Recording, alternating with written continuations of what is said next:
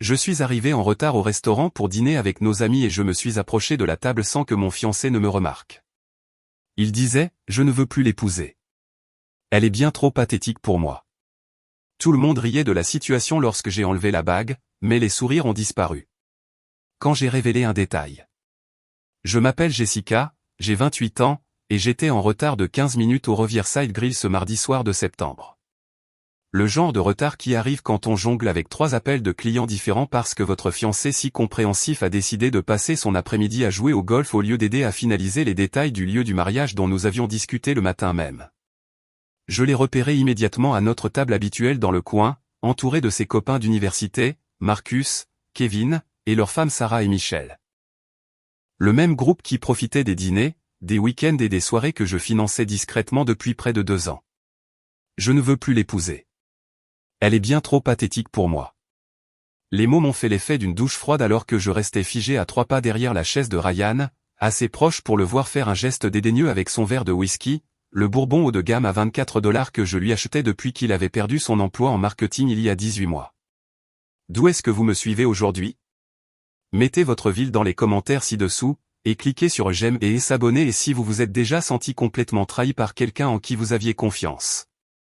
Vous voudrez certainement rester pour voir ce qui s'est passé ensuite. Ryan ignorait complètement que j'étais juste derrière lui, le dos tourné, tenant la vedette avec son assurance habituelle.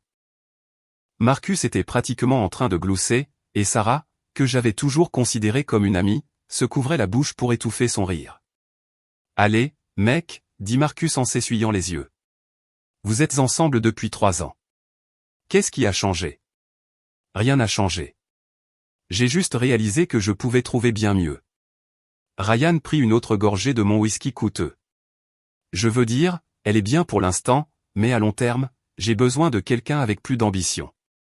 L'ironie aurait été drôle si elle n'avait pas été si écrasante. La femme dont il se moquait maintenait à elle seule la vie de Ryan à flot pendant qu'il se cherchait et construisait son entreprise de conseil, qui n'existait que dans des publications Instagram de motivation. Sarah m'a remarqué la première. Son visage est passé de l'amusement à l'horreur. Mais au lieu d'avertir Ryan, elle s'est contentée de me fixer avec de grands yeux, comme si elle regardait un accident de voiture se produire. Regardez ce qu'elle fait, continua Ryan, complètement inconscient. Organisation d'événements. Elle organise des fêtes et appelle ça une carrière. Ma prochaine petite amie devra avoir une vraie réussite professionnelle. D'autres rires fusèrent autour de la table. Ces gens avaient assisté à des événements que j'avais organisés, mangé à des dîners que j'avais payés, passé des week-ends dans des maisons que j'avais louées. Aucun d'entre eux ne semblait trouver l'ironie digne d'être mentionné. Kevin se pencha en avant d'un air conspirateur. Alors, quelle est ta stratégie de sortie? Le mariage est dans 6 semaines. J'y travaille déjà, dit Ryan avec satisfaction. J'ai créé une certaine distance, en montrant que nous ne sommes pas compatibles. Elle annulera probablement d'elle-même assez tôt. Il orchestrait notre rupture comme une fusion d'entreprises, et j'avais été trop occupé à gérer nos devis pour remarquer les signes. Laissez-moi vous ramener à la façon dont nous en sommes arrivés là, car les fondations de ce désastre ont été posées soigneusement sur 3 ans. J'ai rencontré Ryan lors d'un événement de réseautage en 2021. Il était charmant, confiant, travaillait chez Sterling Marketing avec de grands projets de lancement de sa propre société de conseil. J'étais impressionné par son ambition, sa présentation soignée, son succès apparent. Ce que je ne savais pas, c'est que ses costumes coûteux étaient payés avec des cartes de crédit au maximum de leurs limites, et que sa confiance était empruntée à un futur qui n'existait que dans son imagination. Ses premiers mois furent enivrants. Ryan organisait des rendez-vous élaborés, de nouveaux restaurants exclusifs, me couvrait d'attention. Quand il a mentionné des problèmes de trésorerie temporaire pendant sa transition vers l'entrepreneuriat, l'aider semblait naturel. Juste à court terme, a-t-il promis, juste jusqu'à ce que mon entreprise soit lancée. L'aide temporaire est devenue permanente. Ça a commencé par de petites choses. Un dîner par-ci, un week-end par-là. Je te rembourserai quand mon plus gros client paiera sa facture le mois prochain. Le mois prochain est arrivé et reparti. Le paiement a été retardé. Son ordinateur portable est tombé en panne. Des réparations de voiture. Toujours quelque chose d'urgent. Toujours temporaire. Toujours ma générosité qui nous maintenait à flot. Au bout de 2 ans, je couvrais le loyer de l'appartement de luxe en centre-ville sur lequel il avait insisté, nécessaire selon lui pour projeter une image de réussite. Je payais l'abonnement à la salle de sport haut de gamme, essentiel pour le réseautage. Je finançais la garde-robe de créateurs qui l'aideraient à conclure des affaires. Pendant ce temps, je travaillais 60 heures par semaine pour développer mon entreprise d'organisation d'événements, décrochant des clients professionnels, perfectionnant chaque détail pour accroître ma réputation. Les candidatures de Ryan devinrent sporadiques, puis cessèrent complètement. Ces réunions d'affaires se sont révélées être des parties de golf avec des amis. Ces événements de réseautage étaient des happy hours auxquels je n'étais pas invité car je ne m'intégrerais pas avec les gens du secteur.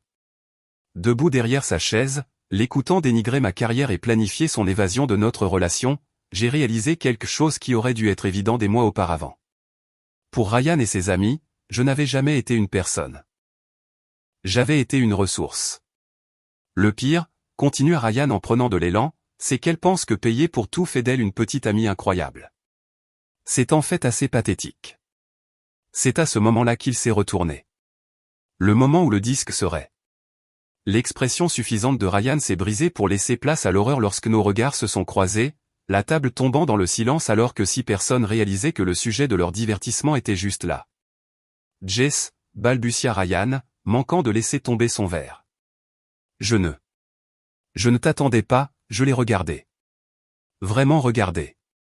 Cet homme que j'avais soutenu à travers chaque excuse, chaque promesse non tenue, chaque mois de chômage déguisé en entrepreneuriat. Cet homme que j'avais défendu auprès d'amis qui avaient remis en question son engagement. Cet homme que j'avais prévu d'épouser dans 6 semaines. Lentement, délibérément, j'ai retiré ma bague de fiançailles de mon doigt. Le silence était si complet que je pouvais entendre le jazz jouer doucement en fond sonore, le remuement nerveux des chaises, la respiration inconfortable des gens qui venaient de réaliser qu'ils avaient été pris sur le fait. J'ai posé la bague sur la nappe blanche. Elle a produit un petit clic décisif contre le bois en dessous. Eh bien, dis-je, ma voix stable, ça m'évite d'avoir à me demander si je dois la rendre ou la vendre pour couvrir les acomptes du mariage que tu n'avais jamais eu l'intention d'honorer. Le visage de Ryan était devenu blême. Jess, attends. Je ne le pensais pas comme ça sonnait. Tu as pensé chaque mot. La seule erreur a été de te faire prendre. J'ai regardé chaque visage autour de la table. Marcus a tenté de limiter les dégâts. Allez, Jessica. C'était juste des discussions de mecs. Tu sais comment c'est. Je lui ai souri. Pas de sarcasme. Juste un amusement sincère face à son désespoir. Marcus, depuis combien de temps sais-tu que le bail de l'appartement est à mon nom? Sa bouche s'est ouverte, puis s'est refermée. Les paiements de la voiture, les cartes de crédit, tout est à mon nom, sur mon crédit, avec mon argent. Le malaise était palpable. Sarah étudiait ses mains comme si elles contenaient les plus grands mystères de la vie. Voilà le truc, continuai-je, ma voix ne s'élevant jamais au-dessus du niveau d'une conversation. Vous pensez tous que Ryan est un sacré parti. Ce type charmant et plein de succès qui se contente de la petite moi pathétique. Mais la vérité, c'est que depuis 18 mois, je suis la seule chose qui se dresse entre votre ami et l'effondrement financier complet. Ryan essayait de former des mots, mais rien de cohérent n'en sortait. J'ai pris mon sac à main et j'ai reculé. Le bail expire le mois prochain. Le prêt auto est à mon nom, mais la voiture peut être rendue au concessionnaire. Les cartes de crédit seront annulées demain matin. J'ai regardé directement Ryan. À partir de maintenant, tu vas découvrir exactement à quel point tu as du succès sans que quelqu'un d'autre ne finance ton style de vie. Sortir du Riverside Grill, c'était comme sortir complètement de mon ancienne vie. L'air de septembre était vif, et pour la première fois depuis des mois, je pouvais respirer profondément. Derrière moi, j'entendais un chaos étouffé, des chuchotements urgents, des chaises qui raclaient, quelqu'un qui criait mon nom. Je ne me suis pas retourné. Les 3 pâtés de maison jusqu'à ma voiture m'ont donné le temps de digérer ce qui venait de se passer. 3 ans de ma vie, terminés. Le mariage d'octobre que nous avions passé 8 mois à planifier, annulé. L'avenir sur lequel j'avais fondé mes espoirs, révélé comme une escroquerie financière élaborée dont j'étais l'investisseur involontaire. Mais sous la colère et l'humiliation se trouvait quelque chose d'inattendu. Le soulagement. Mon téléphone a sonné avant que j'atteigne ma voiture. Ryan, évidemment. J'ai refusé l'appel et j'ai immédiatement appelé le service client de ma banque. Ici Jessica Chen, titulaire du compte. Je dois retirer un utilisateur autorisé de tous mes comptes. Avec effet immédiat. Le représentant a été efficace. Oui, il pouvait bloquer l'accès de Ryan instantanément. Oui, il pouvait envoyer de nouvelles cartes par courrier express. Oui, il pouvait mettre des alertes à la fraude sur tous les comptes.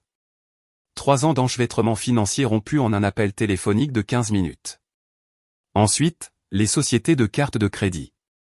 Même scénario, même résultat. La frénésie de dépenses de Ryan était officiellement terminée. Mon téléphone vibrait constamment de messages. Ryan, désespéré d'expliquer. Sarah, prétendant que tout était un malentendu. Marcus, demandant si j'allais vraiment être aussi dramatique. Dramatique. Parce que financer tranquillement le style de vie de quelqu'un pendant 3 ans pendant qu'il vous humilie publiquement était parfaitement raisonnable. Mais arrêter le robinet d'argent, c'était du drame. J'ai bloqué tous leurs numéros. À la maison, l'appartement pour lequel je payais, j'ai trouvé le double des clés de Ryan sur le comptoir de la cuisine avec sa carte de crédit d'urgence coupée nettement en 2. Un mot de son écriture, nous devons parler. Ce n'est pas comme ça que je voulais que tu la prennes. Pas, comment il voulait que je la prenne. Pas, j'avais tort, ou, je ne le pensais pas. Juste le regret que sa stratégie de sortie gérée ait été perturbée. Je me suis versé un verre de vin, la bouteille chère que je gardais pour une occasion spéciale qui n'est jamais venue, et j'ai commencé à faire des listes. Les fournisseurs à contacter pour l'annulation du mariage. La plupart des acomptes n'étaient pas remboursables, mais perdre de l'argent était préférable à épouser quelqu'un qui me considérait comme pathétique tout en dépensant ce même argent. Les factures et les comptes à transférer ou à annuler. Tout ce qui portait le nom de Ryan devait être coupé. Les amis à informer, les vrais amis, pas le cercle social qui venait avec l'approbation de Ryan. Les choses que j'avais reportées en gérant la vie de Ryan. La promotion nécessitant des déplacements occasionnels à laquelle il s'était opposé parce qu'il avait besoin de moi, disponible. L'appartement en centre-ville que je voulais mais que je ne pouvais pas me permettre en subvenant aux besoins de 2 personnes. Le voyage en Italie que ma meilleure amie planifiait et que j'avais toujours refusé parce que Ryan exigeait une disponibilité constante. À minuit, j'avais fait des progrès significatifs. Le mariage était officiellement annulé. Les services publics transférés à mon nom uniquement. Les vrais amis étaient choqués mais solidaires. J'avais envoyé un acompte pour l'Italie. Mon téléphone avait cessé de sonner vers 23 heures, ce qui signifiait que Ryan était probablement dans un bar en train de se plaindre à quiconque voudrait l'écouter des femmes déraisonnables et de leur comportement vengeur. Demain, il se réveillerait pour découvrir que sa voiture ne démarrerait pas. J'avais organisé une reprise volontaire. Ses cartes de crédit seraient refusées, son abonnement à la salle de sport résilié. Demain, Ryan commencerait à apprendre ce que son style de vie coûtait réellement quand il devait le payer lui-même. Le 2e jour de ma nouvelle vie a commencé avec Ryan tambourinant à ma porte à 7 heures du matin. Jess, ouvre. Nous devons parler. Sa voix portait une panique que je n'avais jamais entendue auparavant. Fini l'assurance tranquille du dîner de l'avant-veille. Je me suis fait un café, du bon café, le mélange jamaïcain cher que je gardais pour les occasions spéciales qui ne semblaient jamais arriver, et j'ai vérifié mes emails pendant qu'il continuait sa symphonie de portes secouées. Le lieu du mariage a été étonnamment compréhensif. La photographe a gardé son acompte mais m'a offert ses vœux de bonheur. La fleuriste a suggéré de donner les arrangements à une maison de retraite. Je sais que tu es là.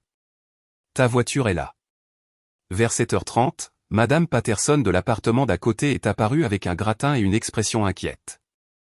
Ma chérie, ce garçon est là depuis 1 heure. Dois-je appeler la police?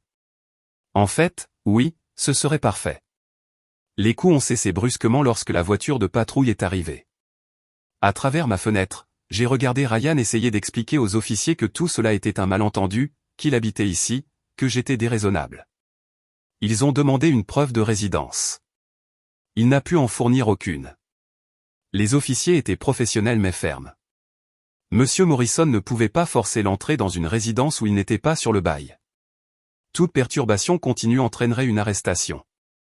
Avait-il compris? Le hochement de tête défait de Ryan était visible même depuis ma fenêtre du 2e étage. Après le départ de la voiture de patrouille, mon téléphone a immédiatement vibré. le numéro de Ryan, que j'avais oublié de bloquer. J'ai remédié à cet oubli pendant qu'il laissait vraisemblablement un long message vocal. Vers midi, Sarah s'est présentée à ma porte. C'était plus intéressant. Elle avait vraiment été mon amie, ou du moins je le pensais. Jessica, s'il te plaît. Ryan est au plus mal. Il loge sur le canapé de Marcus. Il ne peut même pas se payer à manger. Tu es cruel. J'ai ouvert la porte mais je ne l'ai pas invité à entrer. Sarah, question honnête. Que pensais-tu qu'il se passerait quand il m'a publiquement traité de pathétique et a annoncé qu'il ne voulait pas m'épouser? Il ne le pensait pas comme ça. Comment le pensait-il alors? Sarah a eu du mal à trouver une réponse. Il a peur de l'engagement. Les mecs disent des choses stupides quand ils ont peur. Pendant 18 mois, j'ai couvert ses dépenses pendant qu'il se cherchait. Pendant ce temps, as-tu déjà suggéré qu'il profitait peut-être de la situation? Son silence en disait long. As-tu déjà trouvé étrange que je paie pour chaque dîner de groupe, chaque voyage, chaque soirée? Je pensais que tu étais généreuse. Quand quelqu'un est généreux avec l'argent qu'il a, c'est merveilleux. Quand quelqu'un est généreux parce qu'on le pousse à maintenir le style de vie de son partenaire, ça s'appelle être utilisé. Sarah se tortilla mal à l'aise.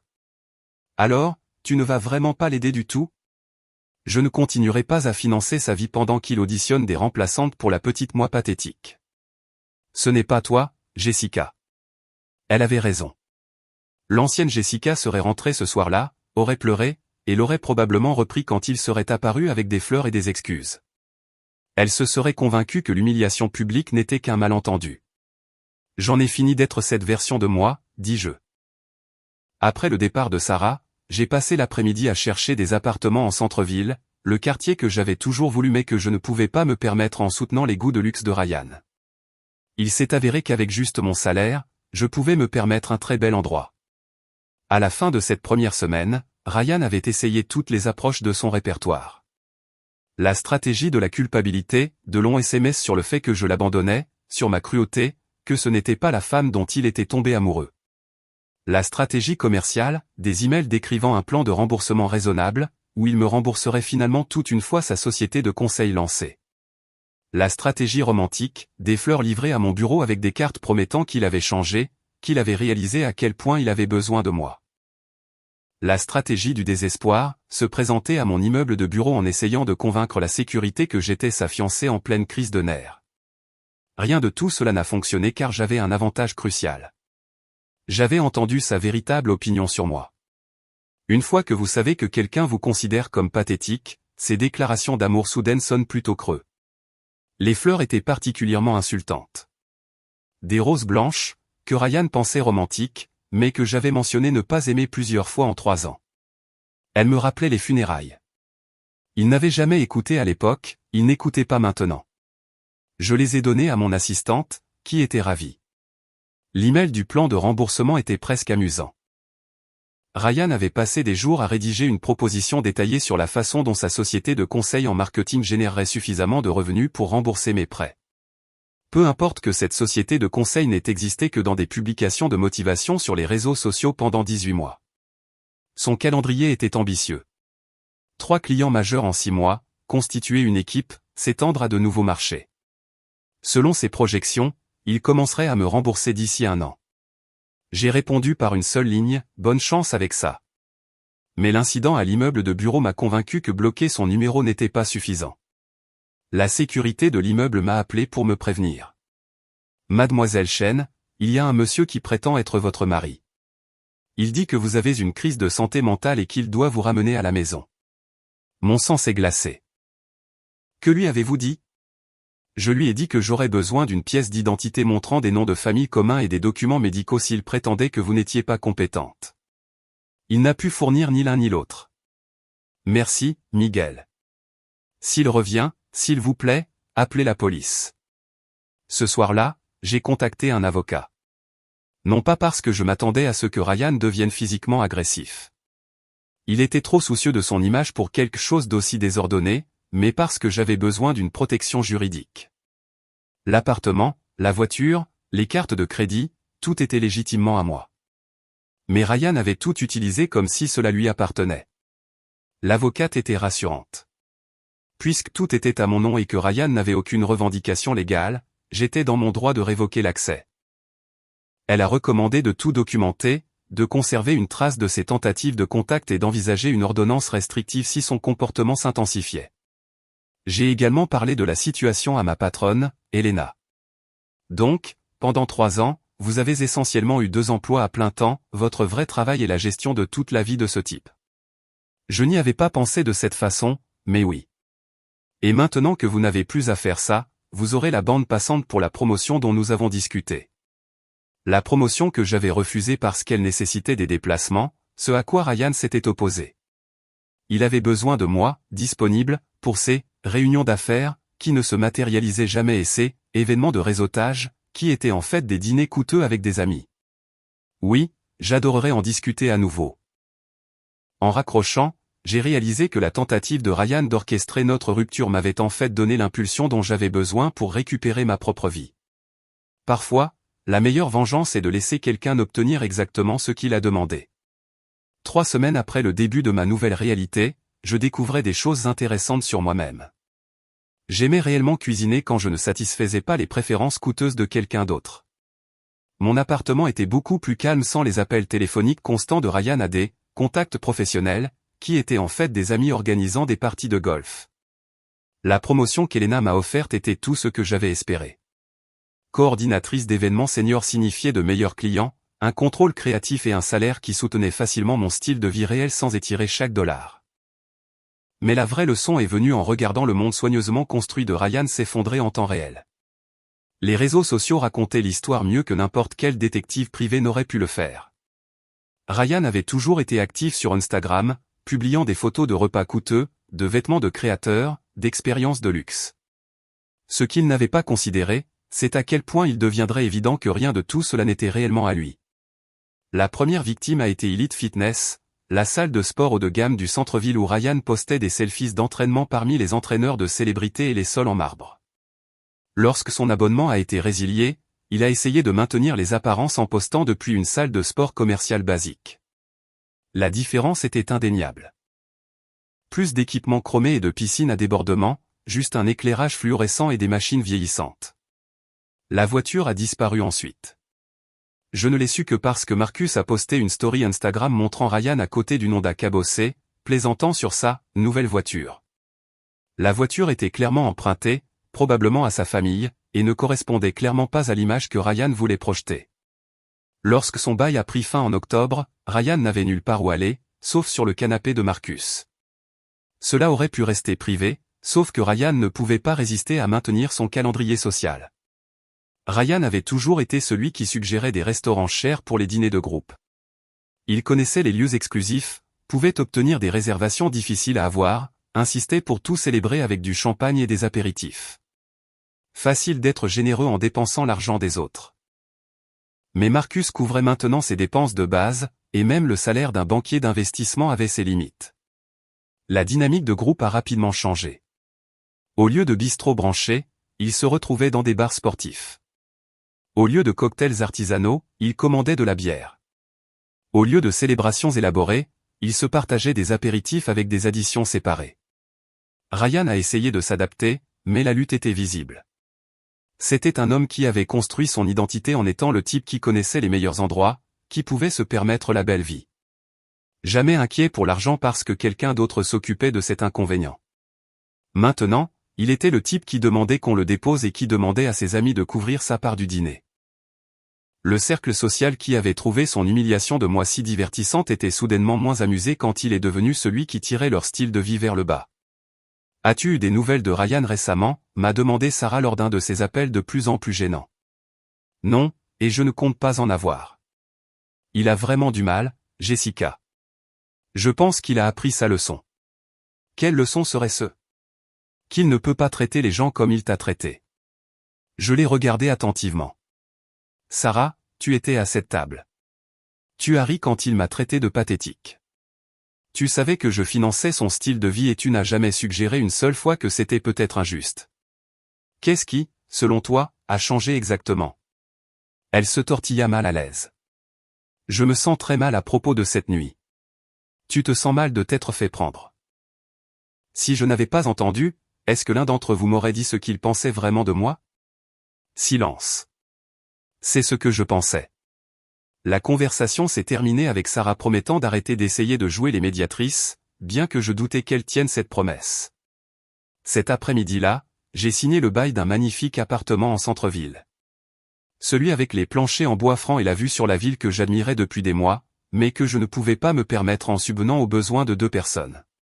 Sur mon seul salaire, c'était parfait. Novembre a apporté un divertissement inattendu lorsque la mère de Ryan a appelé mon bureau. Patricia Morrison n'avait jamais été particulièrement chaleureuse pendant notre relation.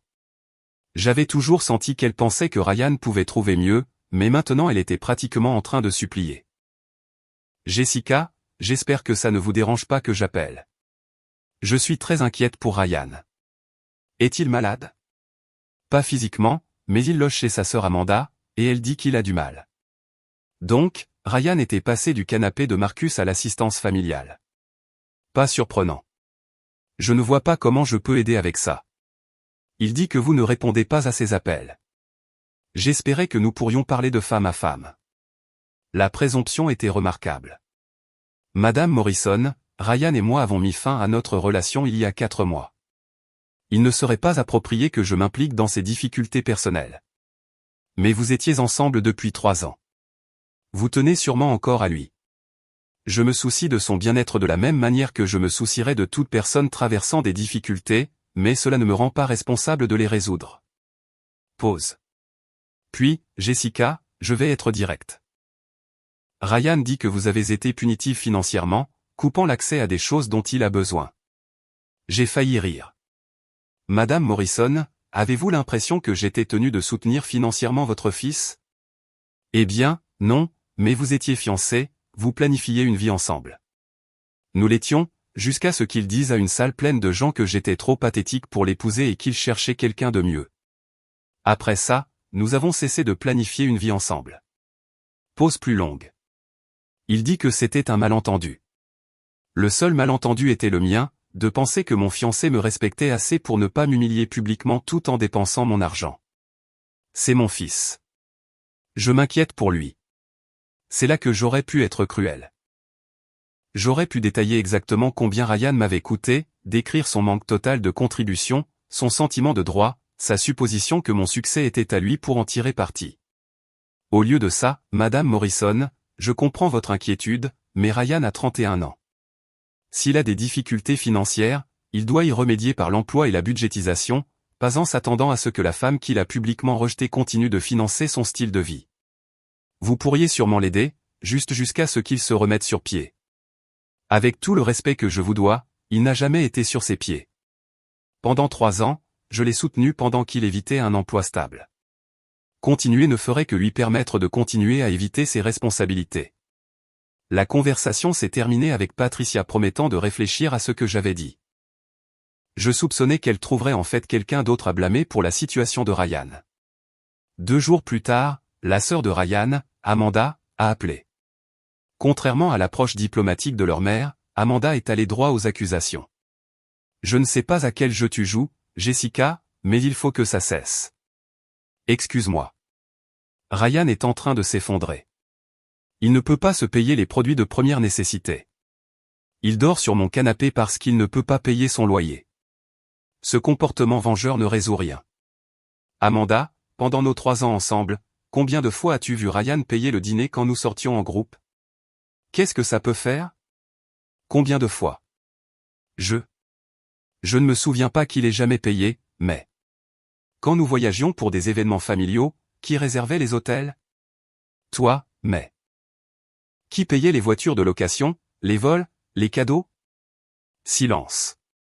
Amanda, j'ai passé 3 ans à soutenir financièrement ton frère pendant qu'il prétendait diriger une entreprise.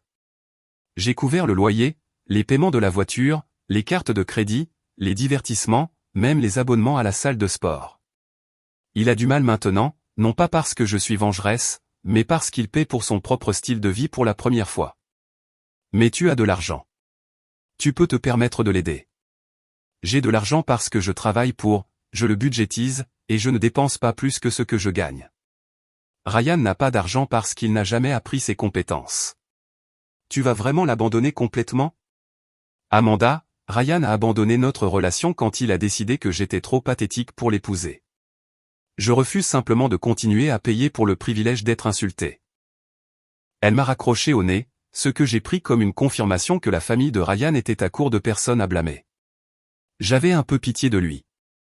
Pas assez pour le sauver, mais assez pour reconnaître que 3 ans d'évitement de la responsabilité financière l'avaient laissé véritablement non préparé à une vie indépendante.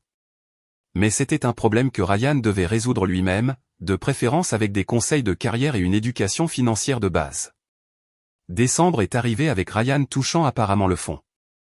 J'ai entendu par l'inévitable réseau de ragots qu'il était retourné dans sa chambre d'enfant chez ses parents après que la patience de sa sœur se soit épuisée. Il travaillait à temps partiel dans un centre d'appel, son premier véritable emploi en près de 2 ans, et racontait à quiconque voulait l'écouter que j'avais été contrôlante et financièrement abusive. L'ironie lui échappait complètement. Pendant ce temps, je m'épanouissais de manière que je n'avais pas prévue. La promotion m'avait ouvert les portes de clients de haut niveau et de projets créatifs dont je n'avais que rêvé. Mon nouvel appartement en centre-ville était tout ce que j'avais voulu. Plancher en bois franc, vue sur la ville, et surtout, un espace qui était entièrement à moi. J'avais aussi recommencé à sortir, mais avec prudence. Des rendez-vous pour un café, des dîners décontractés, rien de sérieux. C'était étrange après 3 ans où chaque plan tournait autour des besoins et de l'emploi du temps de Ryan. Le voyage en Italie que j'avais réservé avait été magique. 2 semaines avec ma meilleure amie Sarah à explorer la Toscane, à manger une nourriture incroyable et à me souvenir de ce que c'était de prendre des décisions basées uniquement sur ce que je voulais faire. Quand j'avais posté des photos sur les réseaux sociaux, plusieurs connaissances communes avaient commenté à quel point j'avais l'air heureuse et détendue. Il m'est venu à l'esprit que je n'avais probablement pas eu l'air de l'un ou l'autre de ces 2 choses pendant la dernière année de ma relation avec Ryan. Noël a apporté un cadeau inattendu, un SMS de Marcus. Salut, Jessica. Je sais que les choses se sont mal terminées avec Ryan, mais je voulais m'excuser pour cette nuit au dîner. Nous avons tous dépassé les bornes, et je suis désolé que nous ayons ri. Tu méritais mieux de nous tous. C'était un petit geste, mais il comptait.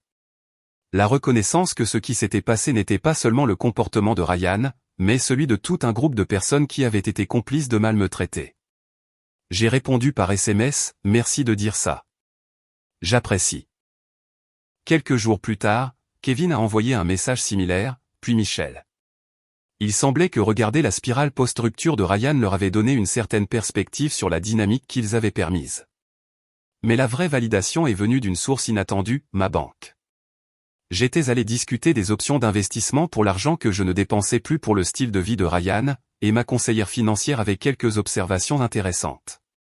En regardant l'historique de votre compte, vos dépenses ont chuté de façon spectaculaire à partir de septembre, a-t-elle noté. Est-ce que quelque chose a changé dans votre situation de vie? J'ai mis fin à une relation avec quelqu'un qui était financièrement dépendant de moi. Elle a hoché la tête d'un air entendu. Nous voyons cela parfois. Les gens ne réalisent pas combien coûte le soutien d'un autre adulte jusqu'à ce qu'ils arrêtent de le faire. Sur la base de ces chiffres, vous couvriez environ $1,500 par mois de dépenses supplémentaires. $1,500 par mois, $18,000 par an. En 3 ans, j'avais dépensé plus de $50,000 pour maintenir le style de vie de Ryan alors qu'il ne contribuait pratiquement à rien. Le chiffre était stupéfiant, mais aussi libérateur. Je n'étais ni vengeresse, ni cruelle, ni aucune des choses dont la famille de Ryan m'avait accusé. J'étais simplement une professionnelle qui avait cessé de subventionner le chômage de quelqu'un d'autre. Janvier a apporté la confrontation finale que j'avais redoutée. Je quittais mon bureau un jeudi soir quand j'ai aperçu Ryan qui attendait près de ma voiture. Il avait l'air différent, plus mince, portant des vêtements qui venaient clairement de magasins discount plutôt que des marques de créateurs auxquelles il s'était habitué avec mes cartes de crédit. L'allure confiante avait complètement disparu. Jessica. Il s'est approché prudemment, les mains fourrées au fond des poches de son manteau. Pouvons-nous parler, s'il te plaît? Nous avons parlé plusieurs fois, Ryan. Il n'y a plus rien à dire. 5 minutes, s'il te plaît. Contre mon meilleur jugement, j'ai arrêté de marcher, mais je suis resté debout près de ma voiture. Les clés à la main. Je voulais te dire que je suis en train de remettre ma vie en ordre. J'ai un travail maintenant. Je vis temporairement chez mes parents pendant que j'économise pour mon propre appartement. C'est bien. Je suis contente que tu travailles. Le truc, c'est que, il a déplacé son poids nerveusement, j'ai réfléchi à tout ce qui s'est passé et je réalise que j'ai fait quelques erreurs. Quelques erreurs. J'ai dit des choses que je ne pensais pas. Je t'ai blessé et je veux arranger les choses. Je l'ai regardé attentivement. Comment comptes-tu arranger les choses? Je veux te rembourser tout ce que tu as dépensé pour moi au fil des ans. Ça prendra peut-être du temps, mais je veux faire ce qui est juste. C'était intéressant. Sais-tu combien cela représenterait? J'ai essayé de le calculer. Peut-être 10 ou 15 000. Ryan, j'ai dépensé plus de 50 000 $ pour te soutenir pendant notre relation. Son visage est devenu blême. Ça ne peut pas être juste. C'est très juste. Loyer, paiement de la voiture, carte de crédit, courses, divertissement, voyage. 53 412 $ pour être exact. La précision du chiffre, que j'avais calculé lors de ma session de planification d'investissement, semblait le frapper comme un coup physique. Je n'avais pas réalisé. Bien sûr que non. Tu n'as jamais eu à penser à l'argent parce que je m'occupais de tout. Je ne peux pas rembourser autant. Je sais. Ce n'est pas pour ça que je l'ai mentionné. Il est resté là un moment, en train de digérer. Puis, alors, qu'est-ce qui se passe maintenant? Maintenant, tu continues à construire ta vie indépendante et je continue à construire la mienne. C'est tout. On ne se parle plus jamais, c'est ça? Ryan, qu'est-ce que tu pensais qu'il allait se passer? Que je te reprendrais après que tu m'aies traité de pathétique devant nos amis? Que je recommencerai à financer ton style de vie après que tu aies clairement indiqué que tu cherchais quelqu'un de mieux? Je ne cherchais pas vraiment quelqu'un de mieux. J'avais peur de me marier. Alors tu aurais dû me parler de ta peur. Tu n'aurais pas dû m'humilier publiquement en planifiant ta stratégie de fuite. Il est resté silencieux pendant un long moment. Puis, je t'aimais vraiment, Jessica. Non, Ryan. Tu aimais ce que je pouvais faire pour toi. Tu aimais avoir tes factures payées et ton style de vie maintenu pendant que tu évitais les responsabilités d'adulte. Ce n'est pas la même chose que de m'aimer. Ce n'est pas juste. Ce qui n'est pas juste, c'est de passer 3 ans de ma vie à soutenir quelqu'un qui me considérait comme trop pathétique pour l'épouser. J'ai ouvert la portière de ma voiture, signalant la fin de notre conversation. J'espère que tu t'en sortiras, Ryan. Vraiment. Mais je ne ferai pas partie de ce processus. En partant, j'ai réalisé que je me sentais plus légère que je ne l'avais été depuis des mois. Non pas parce que j'avais été cruelle ou vengeresse, mais parce que j'avais enfin clos un chapitre qui aurait dû se terminer il y a longtemps. Le printemps a apporté des nouvelles par l'inévitable réseau de ragots qui ont tout rendu limpide. Ryan avait emménagé dans un petit studio de l'autre côté de la ville, le genre d'endroit avec des murs fins et pas de parking qu'il aurait rejeté comme étant en dessous de nous pendant notre relation. Il travaillait toujours au centre d'appel, racontant toujours à quiconque voulait l'écouter que sa vie n'avait plus jamais été la même depuis que je l'avais quitté.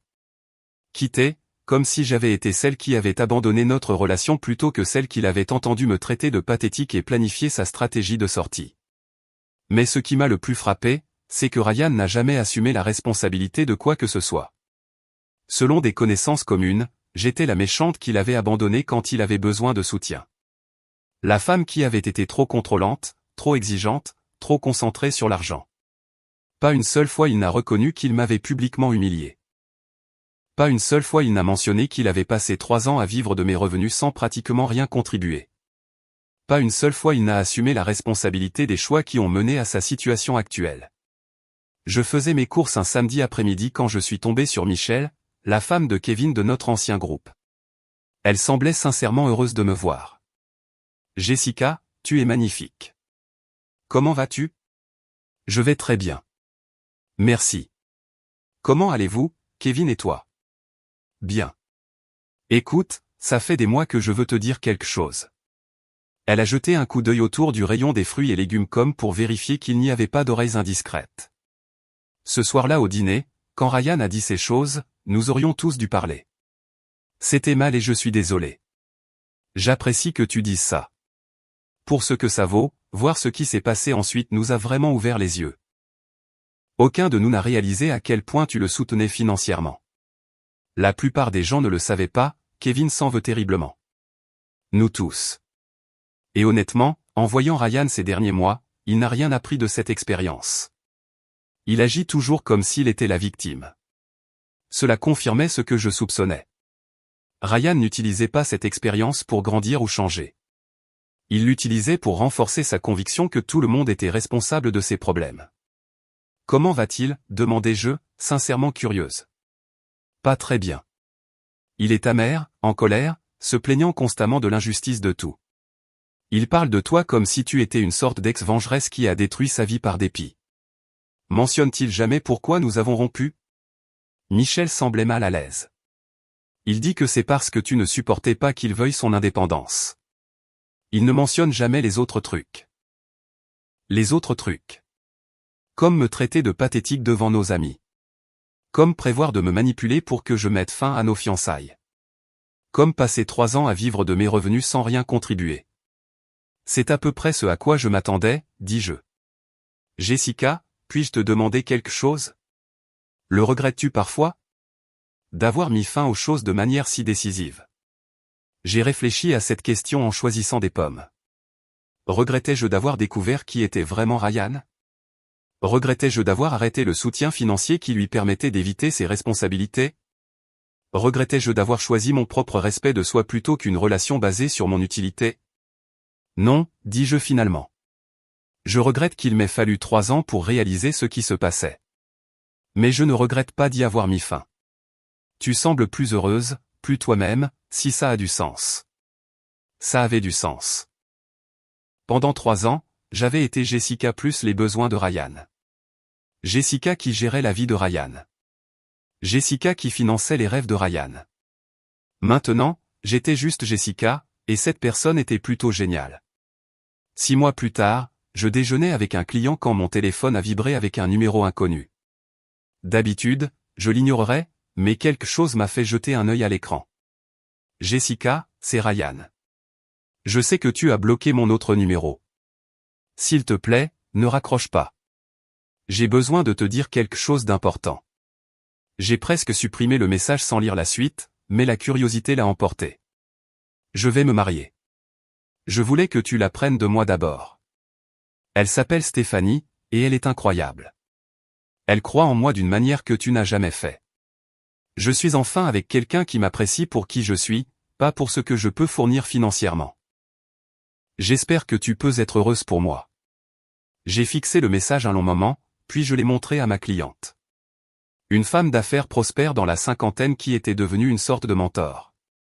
Laisse-moi deviner, dit Linda après avoir lu, c'est l'ex qui était financièrement dépendant de toi.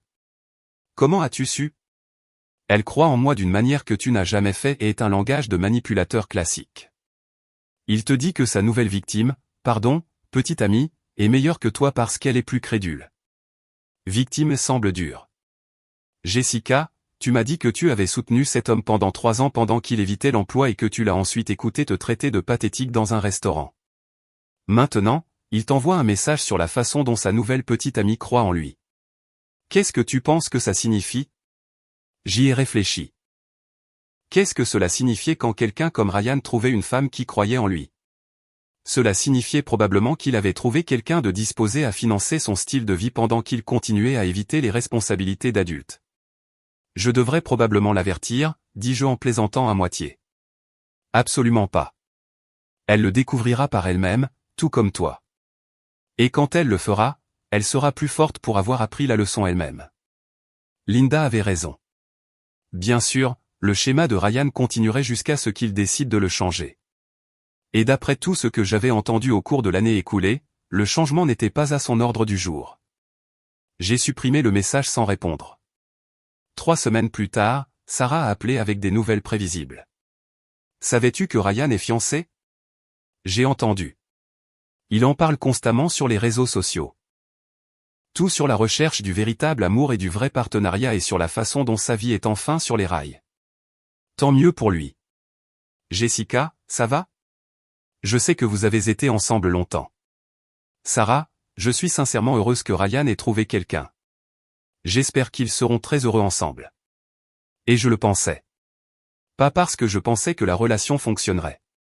Linda avait probablement raison sur le fait que Stéphanie était sa prochaine source de soutien financier, mais parce que le bonheur de Ryan n'était plus ma responsabilité. Tu n'as pas l'air contrarié. Pourquoi serais-je contrarié? Le fait que Ryan se fiance ne change rien à ma vie. Je suppose que je pensais que tu pourrais avoir des sentiments à ce sujet. J'ai des sentiments à ce sujet. Le soulagement que ce ne soit pas moi. La conversation s'est terminée avec Sarah promettant d'arrêter de me tenir au courant de la vie de Ryan, bien que je soupçonnais qu'elle aurait du mal à tenir cette promesse. Ce soir-là, j'ai réfléchi à quel point ma perspective avait changé au cours de l'année écoulée. Il y a un an, la nouvelle des fiançailles de Ryan m'aurait dévasté. J'aurais remis en question ma décision, je me serais demandé si j'avais abandonné trop facilement, je me serais torturé avec des pensées de ce qui aurait pu être. Maintenant, je ne ressentais rien d'autre que de la gratitude d'avoir eu le courage de partir quand je l'ai fait. Le dernier chapitre de l'histoire de Ryan est arrivé presque exactement 2 ans après l'incident du restaurant. Je célébrais une étape majeure pour mon entreprise. Mon agence d'événementiel venait de faire l'objet d'un article dans un magazine national quand Marcus a appelé. Nous avions reconstruit une sorte d'amitié après ses excuses, et il me tenait occasionnellement au courant des connaissances communes. « Tu ne vas pas croire ce qui est arrivé avec Ryan, dit-il. Laisse-moi deviner. Les fiançailles se sont mal terminées. Pire. Stéphanie a découvert son schéma avec ses relations précédentes, y compris toi. C'était intéressant. Comment? Apparemment, ils cherchaient des appartements ensemble, et Ryan ne pouvait se qualifier pour rien de décent parce que son crédit est détruit. Quand Stéphanie a commencé à poser des questions sur son historique financier, il lui a parlé de son ex folle et contrôlante qui avait ruiné son crédit par dépit. Et Stéphanie n'était pas stupide. Elle a fait des recherches, a trouvé des gens qui vous connaissaient tous les deux, a obtenu la véritable histoire. Il s'avère que Ryan utilisait ses cartes de crédit depuis des mois, tout comme il l'avait fait avec toi. J'ai ressenti une sympathie sincère pour Stéphanie. Est-ce qu'elle va bien? Elle va bien. Elle l'a complètement coupé. L'a mis dehors. L'a bloqué partout. Tout ça a pris environ 6 mois, des fiançailles à la rupture nucléaire. Où est Ryan maintenant? De retour chez ses parents. Il travaille toujours au centre d'appel. Il raconte toujours à quiconque veut l'écouter que les femmes sont matérialistes et n'apprécient pas les hommes bien. Le schéma était déprimant de prévisibilité. Ryan trouverait une autre femme, répéterait le même cycle, et quand il se terminerait inévitablement, il blâmerait tout le monde sauf lui-même. Marcus, puis-je te demander quelque chose? Penses-tu que Ryan comprendra un jour? Marcus est resté silencieux un moment. Honnêtement, non. Je pense qu'il croit sincèrement qu'il est la victime dans toutes ces situations. Il ne peut pas voir qu'il est le dénominateur commun. Après avoir raccroché, je me suis assise dans mon bel appartement, celui que j'avais acheté entièrement avec mes propres revenus, et j'ai pensé aux différents chemins que nos vies avaient pris. Ryan était de retour là où il avait commencé 2 ans plus tôt, mais maintenant avec un historique de relations ratées et un crédit détruit. Il n'avait rien appris, rien changé, et répéterait probablement les mêmes erreurs avec la prochaine femme qui tomberait sous son charme. Moi, par contre, j'avais bâti une entreprise prospère, acheté ma propre maison, beaucoup voyagé et appris à m'estimer pour qui j'étais plutôt que pour ce que je pouvais faire pour les autres. Le lendemain matin, je passais en revue des contrats dans mon bureau quand mon assistante m'a appelé. Jessica, il y a quelqu'un ici pour vous voir. Il n'a pas de rendez-vous, mais il dit que c'est urgent. Pendant un moment, je me suis demandé si Ryan m'avait finalement retrouvé pour une dernière tentative de réconciliation. Mais quand elle a décrit le visiteur, c'était quelqu'un que je ne reconnaissais pas, faites-le entrer, mais restez à proximité, dis-je. Ce n'était pas Ryan. C'était un homme d'une trentaine d'années, bien habillé mais nerveux, tenant un dossier en manille. Mademoiselle Chen, je suis David Mitchell. Je suis un ami de Stéphanie. L'ex-fiancé de Ryan. Elle m'a donné vos coordonnées. J'espère que ça ne vous dérange pas, que puis-je faire pour vous? Je suis journaliste et je travaille sur un article sur l'abus financier dans les relations. Stéphanie pensait que vous seriez peut-être disposé à partager votre expérience. Je me suis penché en arrière dans mon fauteuil, considérant la demande. Quel genre d'article? Il s'agit des schémas de manipulation financière, en particulier de la façon dont des personnes intelligentes et prospères peuvent se retrouver à soutenir des partenaires qui ne contribuent à rien mais attendent tout. Les signes avant-coureurs, le processus de reconstruction, comment se protéger. Pourquoi moi spécifiquement? Parce que selon Stéphanie, vous avez géré votre situation parfaitement. Vous avez découvert la manipulation, y avait mis fin proprement, et avait reconstruit votre vie sans regarder en arrière. Elle a dit que vous étiez une inspiration pour la façon dont elle a géré sa propre situation avec Ryan. J'y ai pensé. Combien d'autres femmes finançaient le style de vie d'homme tout en s'entendant dire qu'elles n'étaient pas assez bien? Combien trouvaient des excuses à des partenaires qui voyaient leur succès comme quelque chose à exploiter plutôt qu'à célébrer? Je serais prête à parler, dis-je finalement. À une condition. Laquelle? N'utilisez pas le vrai nom de Ryan. Il ne s'agit pas de vengeance ou d'humiliation publique. Il s'agit d'aider d'autres personnes à reconnaître les schémas avant qu'elles ne gaspillent des années de leur vie. David a souri. C'est exactement ce que Stéphanie a dit que vous diriez. 2 mois plus tard, l'article a été publié. Il se concentrait sur les tactiques de manipulation financière, les signes avant-coureurs et les stratégies de reconstruction. Mon histoire était l'une des 3 présentées, et la réponse a été écrasante. Des femmes de tout le pays m'ont contacté, partageant leurs propres expériences avec des partenaires financièrement dépendants qui les avaient fait se sentir coupables de vouloir un respect et une réciprocité de base. Mais le message qui a le plus compté est venu d'une source inattendue. Un SMS d'un numéro que je ne reconnaissais pas. « Salut Jessica, c'est Stéphanie. J'ai vu l'article. Merci d'avoir partagé ton histoire. Ça m'a aidé à réaliser que je n'étais pas folle, et ça m'a donné le courage de mettre fin aux choses avec Ryan quand je l'ai fait.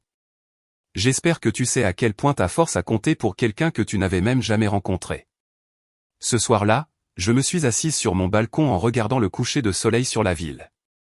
Il y a 2 ans, je planifiais un mariage avec un homme qui me considérait comme pathétique mais utile. Ce soir, j'étais indépendante, prospère et entourée de personnes qui m'appréciaient pour qui j'étais plutôt que pour ce que je pouvais fournir. Mon téléphone a sonné. Numéro inconnu. Pendant un instant, je me suis demandé si ce n'était pas Ryan qui faisait une dernière tentative de contact. Je l'ai laissé aller sur la messagerie vocale. Quoi que Ryan veuille dire, quelle que soit la manipulation finale, la justification ou le blâme qu'il voulait livrer, je n'étais pas intéressé à l'entendre. J'avais entendu tout ce que j'avais besoin d'entendre ce soir-là au Riverside Grill. Quand il a dit à ses amis que j'étais trop pathétique pour l'épouser. Tout ce qui s'est passé après, c'était juste lui apprenant à vivre avec les conséquences de ses propres choix, et moi apprenant à vivre sans le poids des problèmes de quelqu'un d'autre sur mes épaules. Parfois, la chose la plus valorisante que vous puissiez faire est simplement de refuser d'être le filet de sécurité financier ou émotionnel de quelqu'un quand il a clairement indiqué que vous ne valez pas son respect. Parfois, la meilleure vengeance est simplement de se construire une vie si belle qu'on en oublie pourquoi on avait besoin de se venger en premier lieu.